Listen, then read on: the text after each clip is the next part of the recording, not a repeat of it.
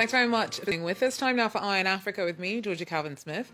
Tonight, the UN calls for Eritrean troops to exit Ethiopia after saying that it is clear that they are taking part in the conflict in Tigray, in Ethiopia's north, and that there's strong evidence that they're responsible for the atrocities. Both Ethiopia and Eritrea had denied the presence of the troops.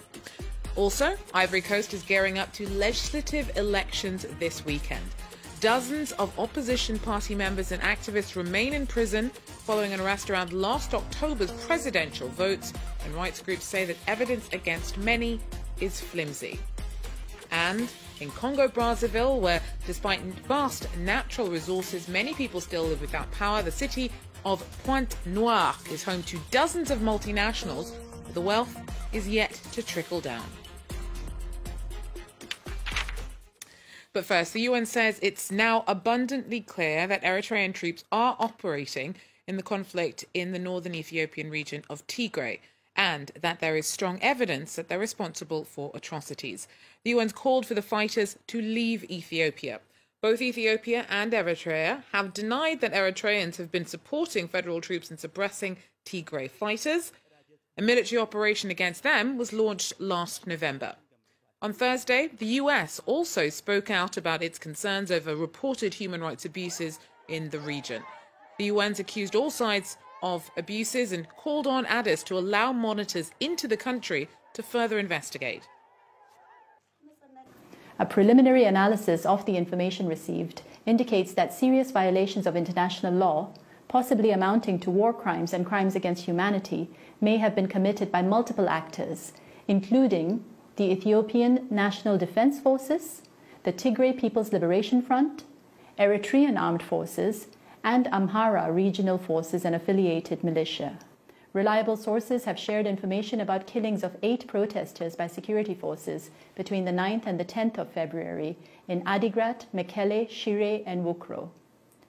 More than 136 cases of rape have also been reported in hospitals in Mekelle, Eider, Adigrat, and Wukro in the east of the Tigray region between December and January, with indications that there are many more such unreported cases. Well, it's been difficult to get information out of Tigray since the fighting began, but reportedly thousands have died. Addis denies the scale of the bloodshed, but local accounts of brutality continue to emerge. Few journalists have had access to the Tigray region since fighting broke out in November. When the residents of Dengolat saw some reporters, they rushed out to show them photos of the victims of a massacre. They say it took place in November and was carried out by Eritrean troops. Eritrea denies having sent soldiers to Tigray to help Ethiopia fight the regional TPLF ruling party.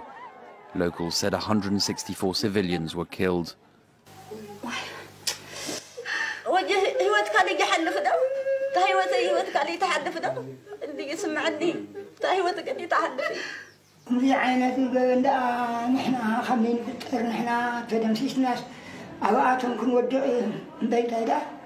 Residents said this was the site of a mass grave. On Wednesday, the government declared it was investigating credible allegations of atrocities in the Tigray region. Analysts fear this could be one of many massacres that occurred in the area. The TPLF dominated the ruling party for nearly 3 decades, but since 2018 and the arrival of new Prime Minister Abiy Ahmed, they say they have been marginalized. Since the fighting broke out in November, experts believe thousands of people have been killed.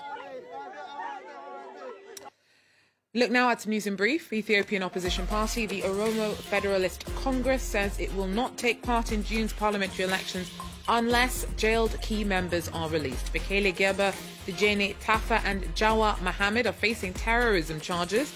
They were arrested last September in unrest that followed the murder in June of popular musician Shalu Hundessa. The Oromo Liberation Front is also considering withdrawing from the vote. Their absence from the ballot could undermine the credibility of the key poll.